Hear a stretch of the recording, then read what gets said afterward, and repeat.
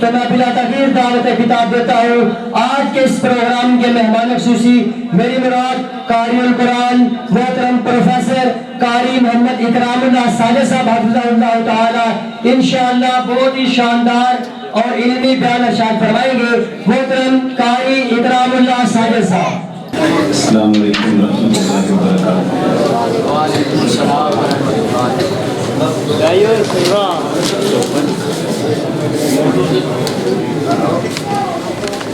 یا ربی لک الحمد کما ینبغی لجلال وجہک وعظیم سلطانک،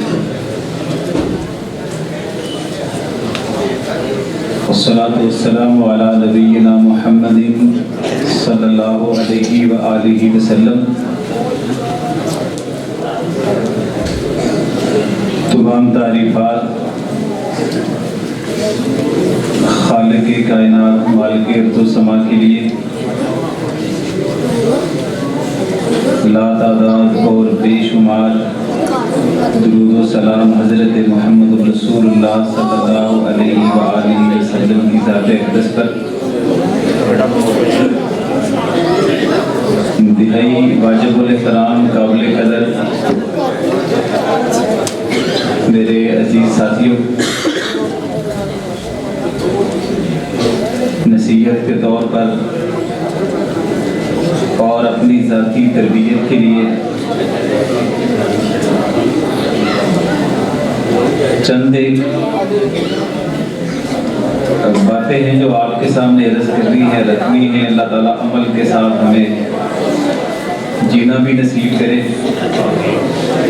اور ہمارے اس عمل کو اپنی بارگاہ میں قبول بھی فرمائے۔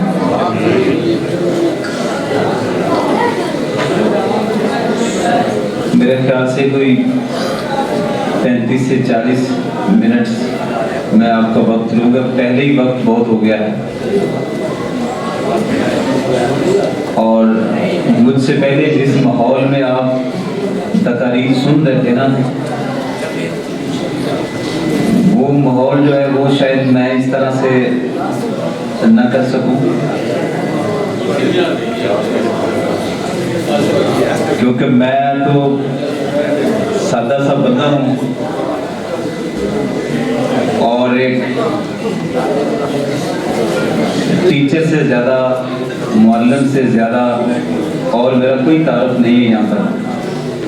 آپ بھائی ہیں، بزرگ ہیں، عزت کرتے ہیں، دین کی وجہ سے اچھا لگتا ہے، تو نہ تو میں کوئی اتنا بلبلہ انگیز کوئی خطاب کر سکتا ہوں کہ کوئی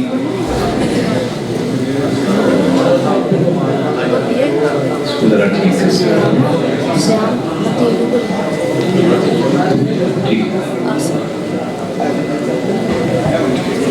تو یہ 35 سے 40 منٹ میں جو تربیت میں اپنی کر سکتا ہوں اور آپ سے گفتگو کر سکتا ہوں، اس کو سمجھ لیں۔ سب سے پہلی اور بنیادی بات یہ ہے، علماء کی موجودگی میں، کہ ہم ایک ہجرت کا جو تصور ہے دین کے اندر، اس کو ہم سمجھتے تو ہیں کہ ہجرت یہ تھی کہ نبی علیہ السلام نے مکہ چھوڑا اور یثرب کی طرف چلے گئے، اور بعد میں وہ یثرب کا نام تبدیل ہو کے مدینہ النبی صلی اللہ علیہ وآلہ وسلم رکھ دیے گئے۔ اتنا تو ہمیں پتہ ہے، لیکن آج اسی کو ہی بنیاد بنا کر، ایسا تو نہیں میں کہہ سکتا کہ میں سارے پہلو اس کے بیان کر سکتا ہوں، لیکن اس کا کوئی ایک آدھ پہلو آپ کے سامنے رکھوں گا۔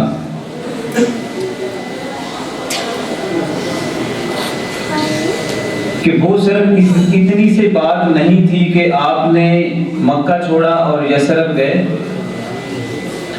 اس کے پیچھے اتنا بڑا تربیت کا نظریہ تھا جس کو آج دہرانے کی، یاد رکھنے کی مجھے ضرورت ہے،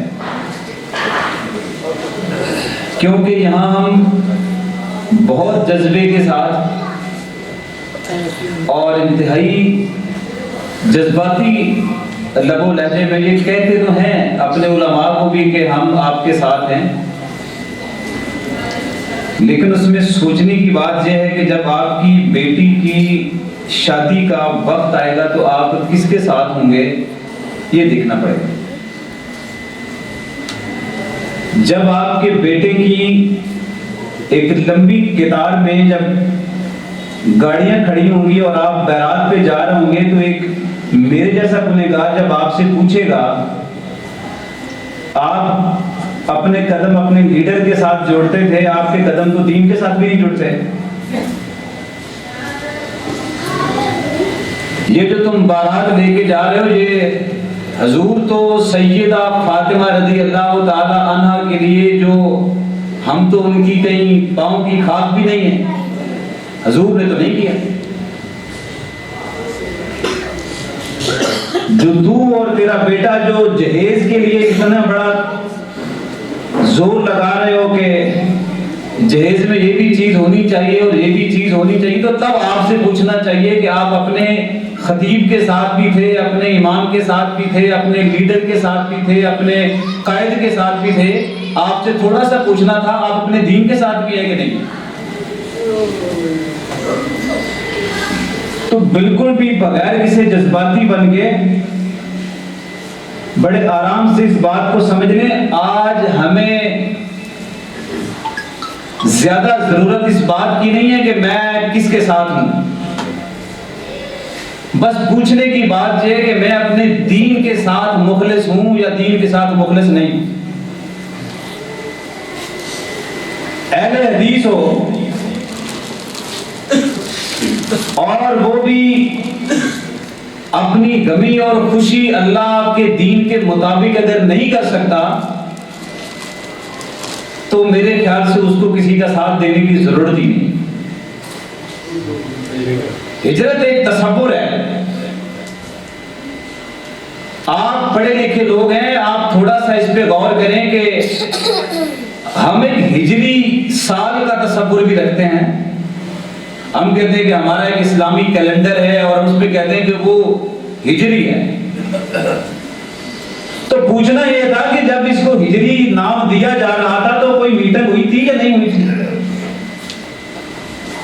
جو مجھے پتا چلا کہ عمر بن خطاب رضی اللہ تعالی عنہ نے میٹنگ کی کہ ہم چاہتے ہیں کہ ہم ذرا اپنا ایک کیلنڈر بنائیں جسے ہم اسلامی کیلنڈر کہہ سکیں اور اس کا ایک نام بھی رکھیں، تو تجویز دینے والوں نے تجویز تو یہ بھی دی ہوگی کہ ہم اس سال کے جو آغاز کا جو جملہ ہے نا اس کے لیے بہتر ہے بدر کی جنگ بڑی زبردست ہوئی تھی تو بدر ہی کہہ لیتے ہیں،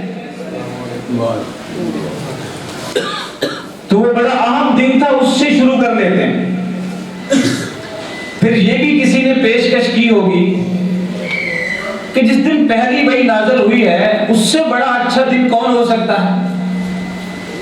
کسی نے یہ بھی رائے دی ہوگی جس دن نبی علیہ الصلوۃ والسلام پیدا ہوئے، اگر آپ کی پیدائش کے دن کو ہی اس اسلامی کیلنڈر کی ابتدا وہاں سے کر لی جائے تو کیسی رہے گی؟ کسی نے یہ بھی رائے دی ہوگی کہ الیوم اکملت لکم دینکم واتممت علیکم نعمتی، جب دین تکمیل کو پہنچا تو اس سے بڑا تو کوئی دن بھی نہیں تھا تو ہم اس دن سے شروع کر لیتے۔ اور کسی نے یہ بھی کہا ہوگا کہ جس دن نبی علیہ الصلوۃ والسلام اس دنیا سے رخصت ہو گئے وہ بڑا دکھ بھرا دن تھا، وہیں سے کیلنڈر شروع کر دے۔ ساری رائے شماری کے بعد پھر اتفاق رائے کس پر ہوا؟ ہم اپنے کیلنڈر کی ابتدا ہجرت سے کریں۔ فیصلہ سنانے والوں میں عمر بن خطاب ہے۔ حضرت عمر بن خطاب رضی اللہ تعالی عنہ فرماتے ہم اپنے اسلامی کیلنڈر کی ابتدا اس کا آغاز ہم ہجرت سے کریں گے، ہجری کہلائیں گے ہم۔ اس پر محدثین نے لکھا بھی ہے، علماء نے بھی لکھا ہے، اگر تھوڑی سی آپ توجہ کر لیں تو آپ کو اس میں ڈھیر ساری چیزیں ایسی ملیں گی جو شاید میں یہاں بیان بھی نہ کر سکوں۔ اس میں سب سے بنیادی تصور یہ تھا کہ ہم نے دنیا والوں کو پیغام دیا ہے. نمبر ایک پیغام یہ ہے کہ یہ ہمارا دین کسی بھی وطن اور کسی بھی فرد اور کسی بھی سرداری اور کسی بھی بڑے کی بڑائی کا یہ بالکل بھی محتاج نہیں ہے. ہمارا دین دنیا کے عارضی جو معاملے ہیں کہ وطن آج تھا اور کل نہیں ہے، تو ہمارا یہ دین اس کا محتاج نہیں. ہمارا دین ساری دنیا کے لیے. اور دوسرا بڑا پیغام جس کی آج ہمیں ضرورت ہے وہ یہ تھا کہ ہم دنیا والوں کو بتا سکیں ہم اپنے دین کے لیے. میرے جملے آج تھوڑے سخت ہوں گے کیونکہ آپ نے مجھے آخر میں رکھا ہے. تو آخری خطیب میٹھی باتیں بھی کرتا ہے، تھوڑی سی کڑوی بھی کرتا ہے، تو میرا ذرا شکوہ بھی سن لیجیے. لیکن میں نہ سیاسی ورکر ہوں اور نہ میرا کسی سیاسی جماعت سے کوئی تعلق ہے، اور جوڑیے گا بھی مت. میرا تعلق ہے اللہ کے دین کے ساتھ اور آپ جیسے اچھے لوگوں کے ساتھ. تو ہم نے تو پیغام یہ دینا تھا کہ ہم اپنے دین کے لیے اپنی سرزمین کو چھوڑ سکتے ہیں، دین کو نہیں چھوڑیں گے. اپنے دین کے لیے والدین کو چھوڑ سکتے ہیں، دین کو نہیں چھوڑیں گے. اپنے چاچا، اپنے ماما، رشتہ داروں کو چھوڑ سکتے ہیں پر دین نہیں چھوڑ سکتے. ہم نے بتانا تھا ہم اپنا بنا بنایا گھر چھوڑ سکتے ہیں، دین نہیں چھوڑ سکتے. ہم ساری دنیا کی رسم و رواج کو چھوڑ سکتے ہیں، دین نہیں چھوڑ سکتے. ہم لوگوں کی محبتوں کو قربان کر سکتے ہیں لیکن دین کو ترجیح دیں گے. میں اپنی برادری کو خیر بات کہہ سکتا ہوں، دین کو نہیں کہہ سکتا. ہجرت ایک تصور تھا جو صحیح مسلم میں آتا نا، خطیبانہ انداز میں ہم اس کو بڑی شور سے بیان کرتے تھے کہ فرشتے آسمان سے آئے، نبی علیہ الصلوۃ والسلام کو ایک پلڑے میں رکھا اور دوسرے پلڑے میں کسی اور فرد کو رکھا، پھر 2 پھر 10 اور پھر زیادہ ہوتے گئے، پھر اور زیادہ ہوتے گئے، پھر بڑھتے گئے. حضور کا پلڑا بھاری رہا. یہ آپ نے سنی ہوئی روایت. اور پھر ایک فرشتے نے کہا ساری دنیا ساری کائنات بھی اٹھا کے اس پلڑے میں رکھو گے نا تو حضور کا پلڑا بھاری.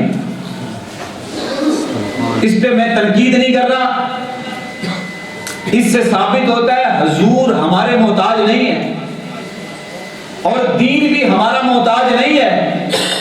ہم ذاتی طور پر دین کے محتاج ہیں.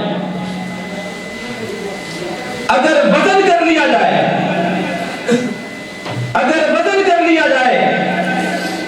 دین کے فرائض کی میں بات نہیں کر رہا، ایسا طالب علم میں بات کر رہا ہوں. فجر کی سنتیں،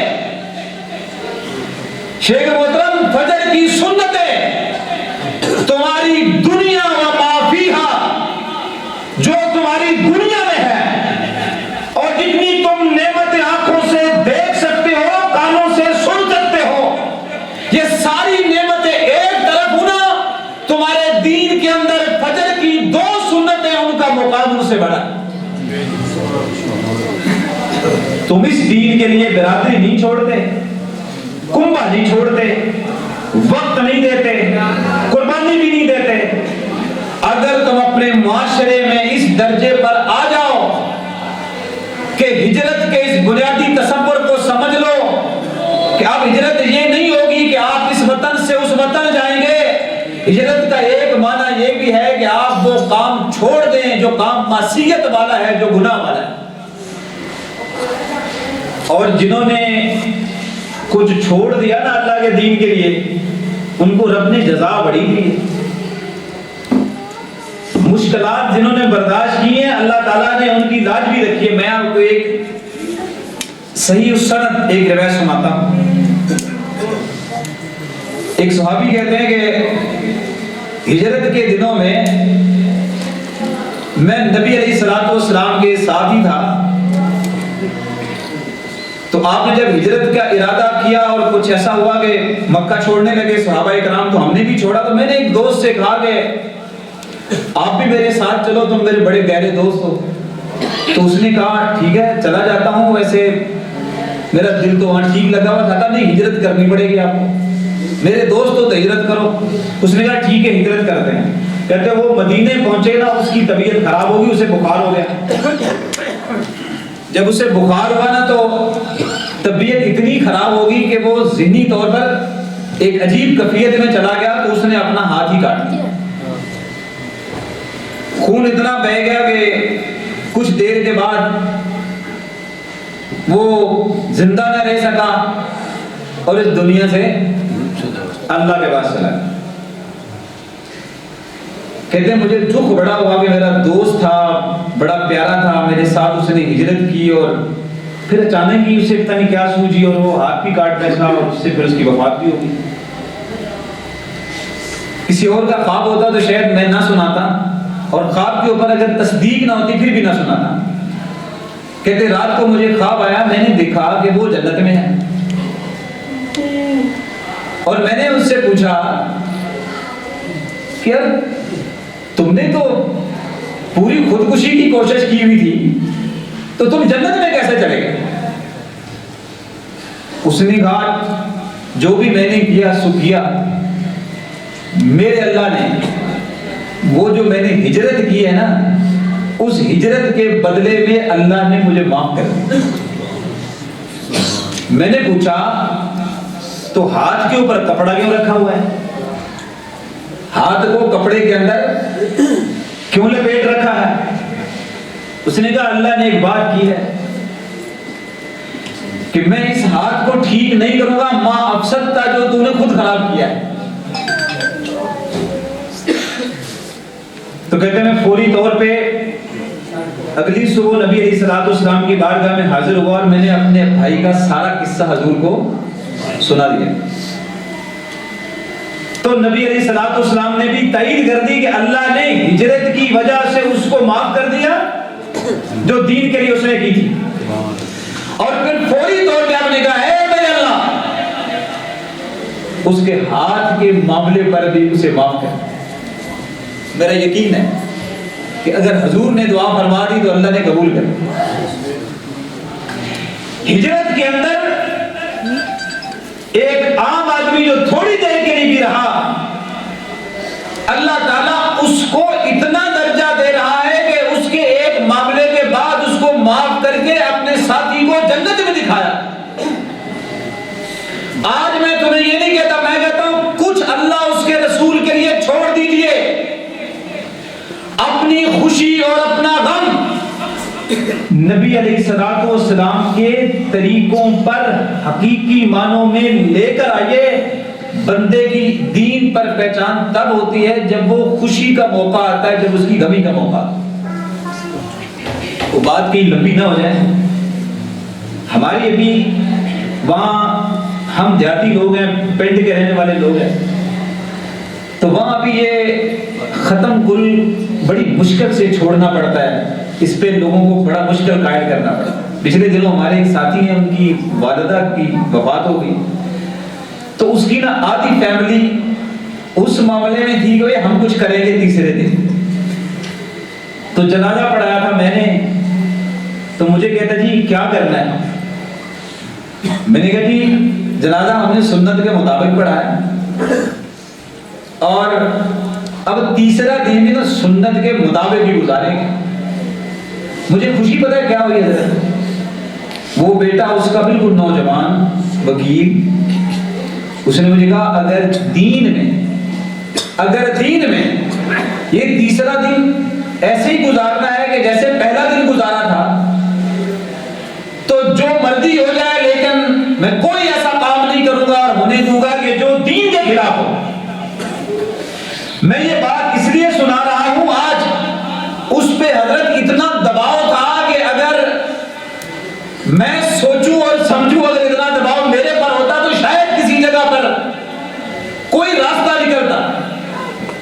اپنی پوری فیملی سے کہا دین اس دن میں ہمیں صرف یہ کرنے کی اجازت دیتا ہے تو ہم یہی کریں گے جو دین کہتا ہے. گاؤں کے بڑے بڑے لوگ اس کے پاس آئے, اس نے کہا نہیں ایک ہی بات ہے, میری والدہ کا آج تیسرا دن ہے, ہم وہ دن بھی اسی طرح گزاریں گے جیسے ہم نے دین کے مطابق پہلا دن گزارا ہے. اس کا فائدہ پتہ کیا ہوا؟ وہ جمعرات کی گئی, وہ 10واں بھی چلا گیا. میں تقریریں ایسی عمومی طور پہ نہیں کرتا, لیکن بتا یہ رہا ہوں جب ایک تم سنت کو صحیح طریقے سے پکڑ دے ہو نا تو یہ سب سے بڑی مدد آپ دین کی کرتے ہیں. لیکن جب تم سنت کی اہمیت کو نہیں سمجھتے اور کہتے ہو کہ چونکہ تیسرے دن میں تقریر کرا لوں گا, خیر میں کل نہیں پڑھاؤں گا, خالی تقریر مولوی صاحب کر دینا, لوگوں کو بتا دینا کہ یہ دن نہیں ہے. ہم کہتے ہیں آپ اپنے آپ کو استقامت پہ رکھیں. آپ ایک بدعت کو ختم کریں گے نا, میں یہ بھی نہیں کہتا, میں کہتا ہوں ایک سنت کو, آپ ایک سنت کو جب کھڑا کریں گے نا تو معاشرے میں ڈھیر ساری بدعات تو ویسے ہی ختم ہو جائیں. تو نبی علیہ الصلوۃ والسلام نے جو ہجرت کی ہے وہ ایک تصور ہے اور بڑا بیسک قسم کا, بڑا بنیادی قسم کا فلسفہ ہے. ہمیشہ جب ہجری سال آتا ہے تو سوچا کرو کہ ہم نے دین کے لیے کیا چھوڑا اور دین کے لیے ہم نے کیا کیا, یہ آپ کو سمجھنا پڑے. اب دیکھتے ہیں ایک اور طریقے سے. سلمان فارسی کو تو جانتے ہو رضی اللہ تعالیٰ عنہ. میں نے تو سلمان فارسی کی محبت میں حضرت اپنے بیٹے کا نام بھی سلمان ہی رکھا اور ان کی زندگی سے متاثر بھی بڑا تھا. اگر دیکھیں کسی کے پاس کوئی 4 ایکڑ 5 ایکڑ کوئی 10 ایکڑ زمین ہونا تو وہ ہم سے تو سنبھالے نہیں جاتا, لیکن سلمان فارسی بنیادی طور پہ جس والد کا بیٹا تھا وہ کئی مربع زمین کا مالک تھا, لیکن دین کے لیے اپنا گھر چھوڑا. آپ کے مولوی صاحب بڑی آسان باتیں ہیں کہ آپ تقریر کر رہے ہیں اور کہہ رہے ہیں گھر چھوڑا. اگر آپ کو کرنا پڑے تو کیا کرو گے؟ میں تکبر سے نہیں کہہ رہا, عاجزانہ دور پہ کہہ رہا ہوں کہ اپنے بچوں کی تیاری اتنی کروا دیں اور اپنی مسجد میں کوئی زیادہ لوگوں کو, جو اس مسجد میں لوگ آج بیٹھے ہوئے تقریر سن رہے ہیں, یہ آج ابھی ارادہ کر لیں کہ ہم اپنے عالم سے رجوع کریں گے, عالم بتائے گا یہ دینی مسئلہ اس طرح سے ہے, تمہاری خوشی کا تمہاری غمی کا, تو میں اس پہ استقامت اختیار کروں گا چاہے مجھے جتنا بھی ٹکرانا پڑے. ووٹ کے لیے ٹکرانا چاہتے ہو, سیاست کے لیے ٹکرانا چاہتے ہو, میں کہتا ہوں تم ایک سنت کے لیے کسی سے نہ ٹکراؤ, خود سیدھے ہو کے کھڑے ہو جاؤ, دیکھنا اس کی برکات اللہ تعالیٰ اپنے گھر میں کتنی دیتا ہے. تو سلمان فارسی نے اپنا گھر چھوڑا. صحیح حدیث کے اندر آتا ہے, میں ذرا مختصر کر رہا ہوں. کہنے لگے مجھے 10 بار بیچا گیا, مجھے 10 بار خریدا گیا. پوری زندگی میں مجھے 10 بار کسی نے, اس نے بیچا, پھر اس نے آگے بیچا, اس نے مجھے, زمیندار کا بیٹا تھا, چودھری کا بیٹا تھا, بڑے آدمی کا بیٹا تھا, لیکن 10 بار بکا, 10 بار وہ خریدا گیا. اور پھر آخری معلم کے پاس جب بیٹھا ہوا تھا تو وہ کوئی قریب المرگ ہوا تو اس کے پاس بیٹھ کے اس کو کہا استاد مجھے نہیں پتا تیری سانسیں کتنی باقی ہیں لیکن میرا سفر تو ابھی باقی ہے. تو اس نے کہا میں پوری دنیا میں دیکھ رہا ہوں ابھی کوئی ایسا معلم نہیں ہے جس کے پاس میں تجھے بھیج سکوں, بس ایک امید کی کرن باقی ہے, اس کے بارے میں تجھے بتا دیتا ہوں, تیری قسمت کہ تم اس جگہ تک پہنچ جائے. کہا بتاؤ کیا بات؟ کہا 2 پہاڑوں کے درمیان میں کھجوروں کے باغات بھی ہوں گے اور ادھر ایک احمد محمد صلی اللہ علیہ وآلہ وسلم نبی تشریف لائیں گے, اگر ان سے ملاقات ہو جائے تو اس سے بڑی ہستی دنیا میں اور کوئی نہیں. تو انہوں نے کہا ٹھیک ہے, اگر ہوا ایسا تو ٹھیک ہے. لیکن کہا بیٹا آپ کو کیسے پتا چلے گا وہ نبی ہے وہ رسول ہے؟ 3 علامتیں ہیں اس کی۔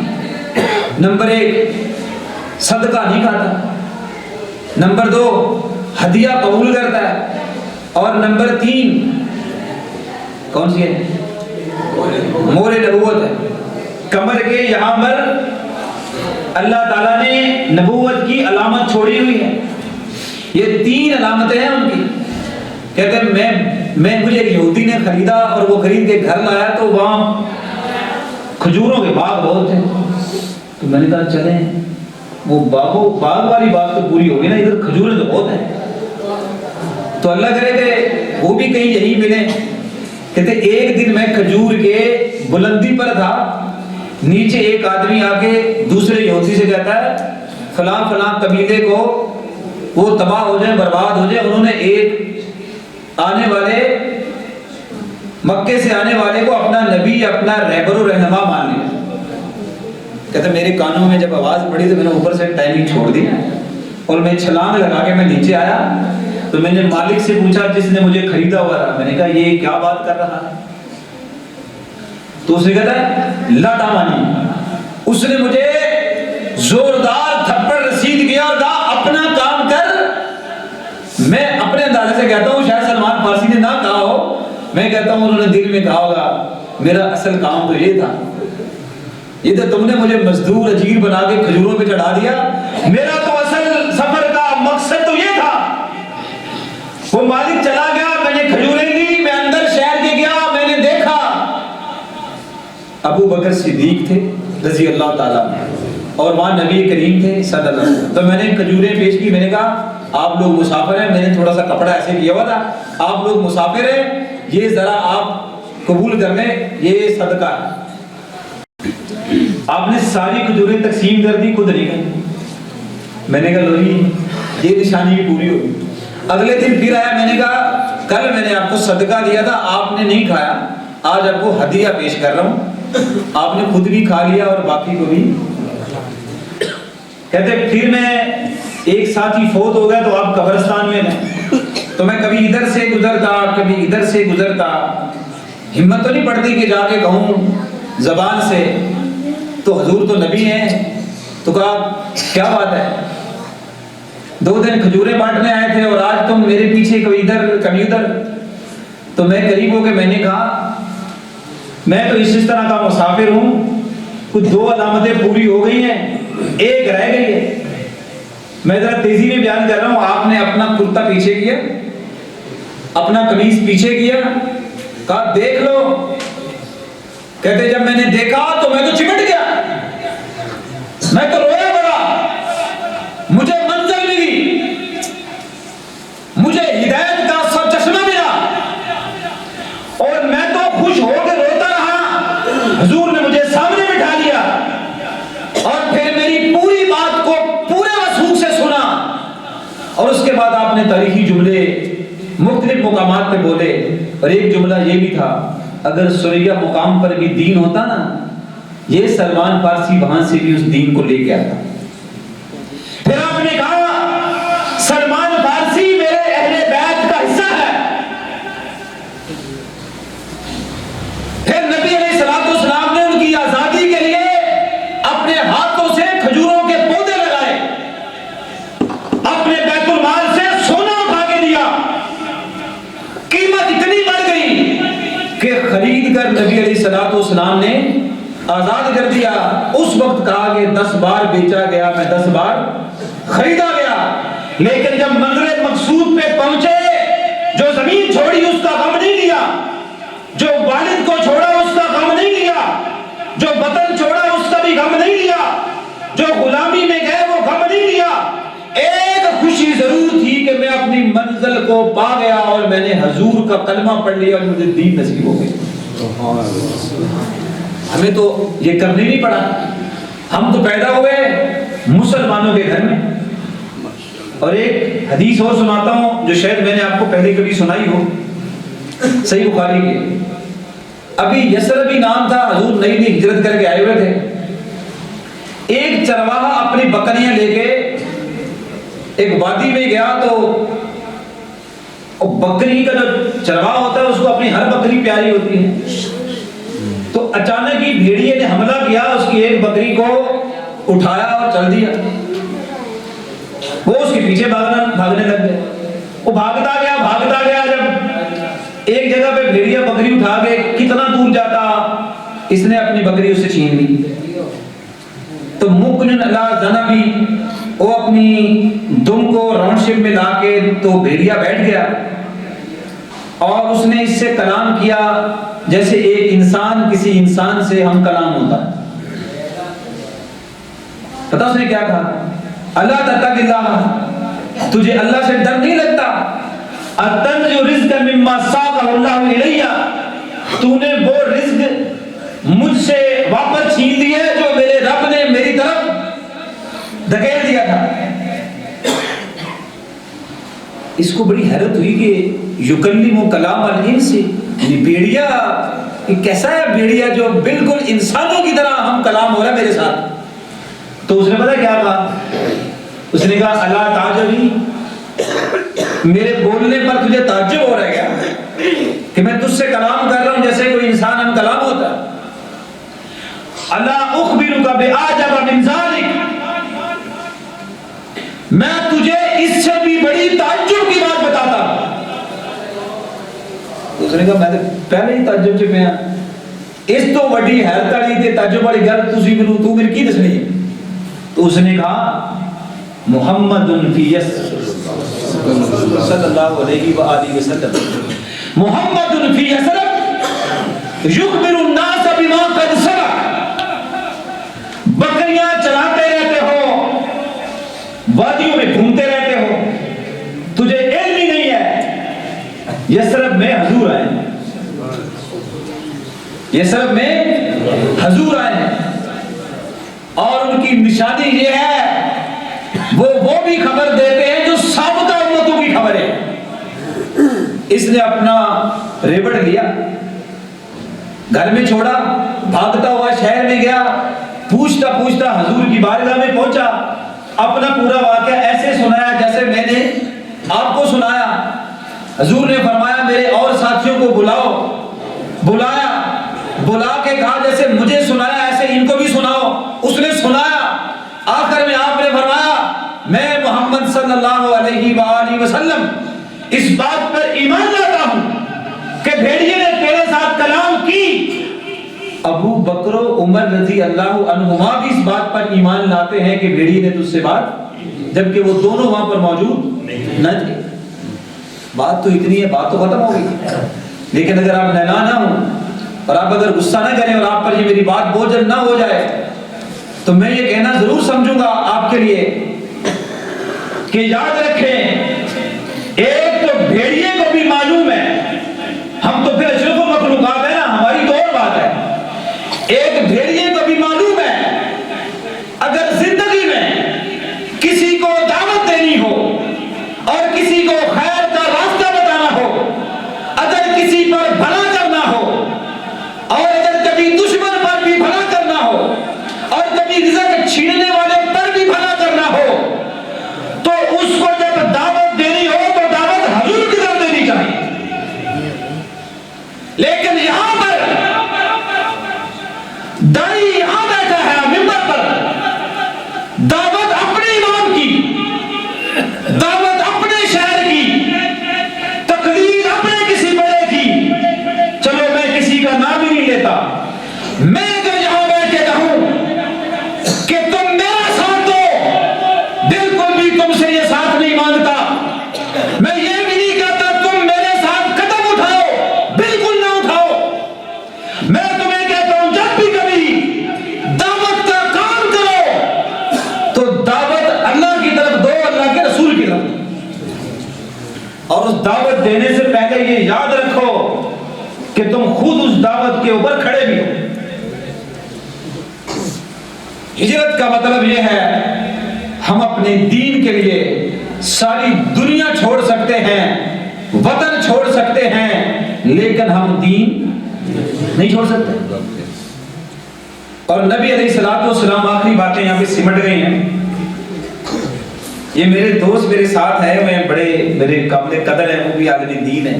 میں ان کو راستے میں ان کو بتا رہا تھا, میں نے 2 مرتبہ ان سے بات کی. میں وہ ڈاکٹر شجاع وادی شاکر کو انہوں نے ایوارڈ بھی دے دیا, کہا چل آخری عمر میں اس کو پی ایچ ڈی کی ڈگری بھی اعزازی دے دی. اس سے جب کسی نے پوچھا تھا نا ساری زندگی غم میں گزر گئی ہے, معذور بھی ہو, بول بھی نہیں سکتے, تنگ دستی بھی دیکھی, غربت بھی دیکھی, تو میں کوئی شاعر تو نہیں ہوں, نہ مجھے کوئی شعر اتنے زیادہ آتے ہیں, لیکن اس کی بات نے میرے دل پہ تھوڑا اثر بھی اور اس کی اس بات میں ذرا دم بھی تھا. اس نے جواب پتہ کیا دیا, میں اس کا ترجمہ بھی کر دوں گا, سرائکی نے شعر بھی سنا. تو اس نے کہا اے تھا جب بھوگ بھوگے ہیں, ادھر مطلب ہے یہاں پہ جو تکلیفیں میں نے غربت دیکھی ہے, مرض دیکھا ہے, بول نہیں سکتا, چل نہیں سکتا, اتھا جو بھوگ بھوگے ہیں اتھا جزا برسی, ان کا بدلہ مجھے روز معاشر ملے گا. اور اگلی بات اس نے سرائکی میں کی ہے, کہتا ہے تھکیڑے سارے لے ویسن, تھکیڑے سارے لے ویسن, نبی برسی خدا برسی.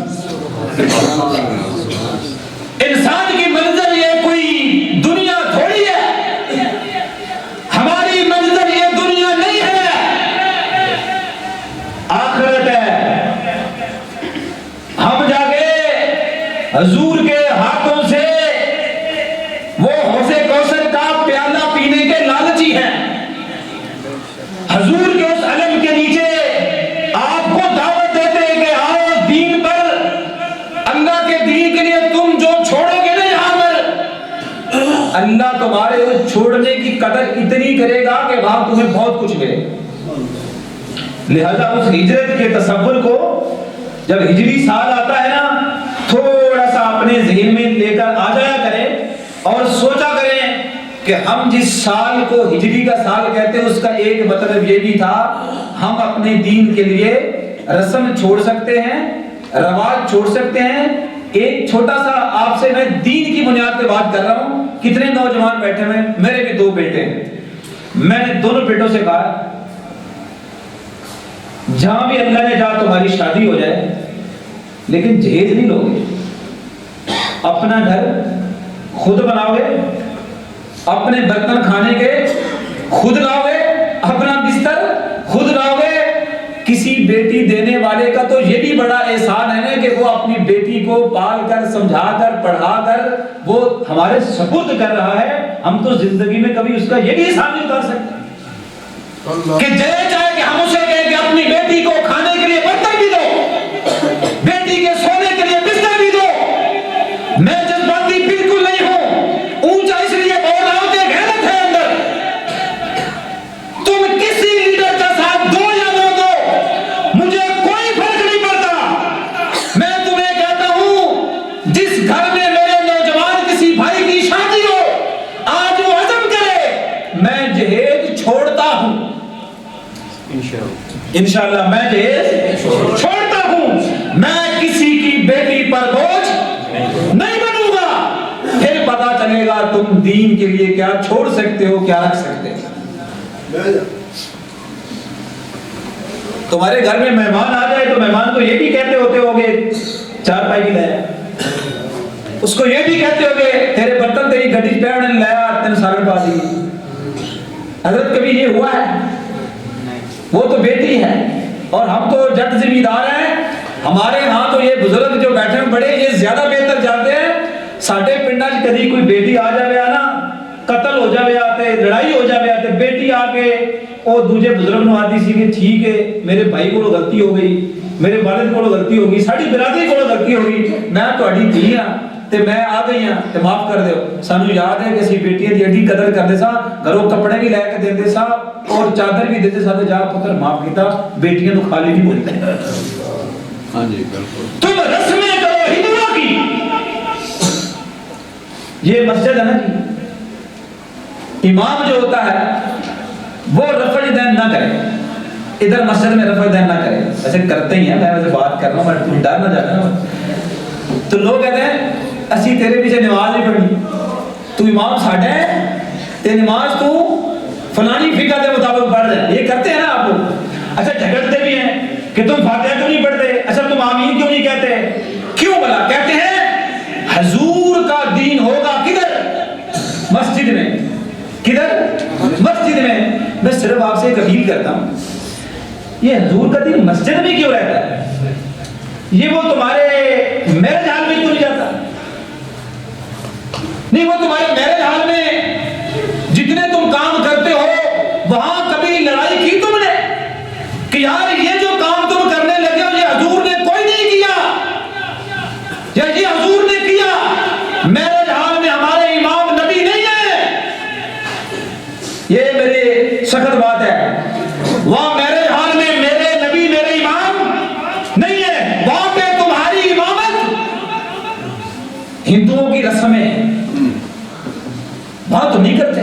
جس دن تم اپنے نبی سے اتنی محبت کرو گے, اتنی محبت مسجد میں کرتے ہو نا, اتنی محبت اپنے گھر میں بھی کرو گے, اتنی محبت سفر میں بھی کرو گے, اتنی محبت سیاست میں بھی کرو گے, اور اتنی محبت میرے حال میں کرو گے نا جس دن, وہاں تو فوٹو سارے بنوا لیتے ہیں, وہاں تو تصویریں سب کی بنتی ہیں, وہاں تو جوڑے عجیب طریقے سے پٹاخے سارے اٹھاتے ہیں. اور مجھے تو دکھ ہے, مجھے تو دکھ ہے.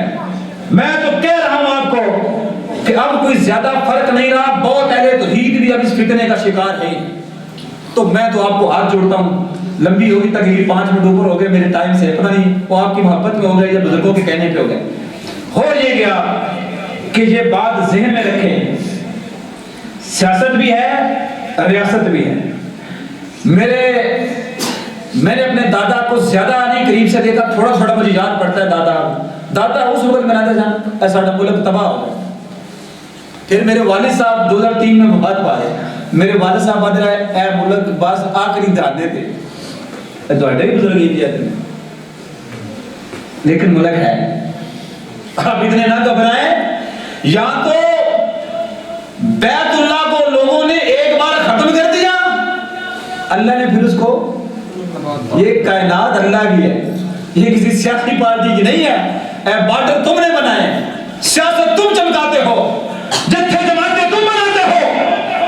اللہ کو نہ تمہاری جماعتوں کی ضرورت ہے نہ تمہارے جتھوں کی ضرورت ہے.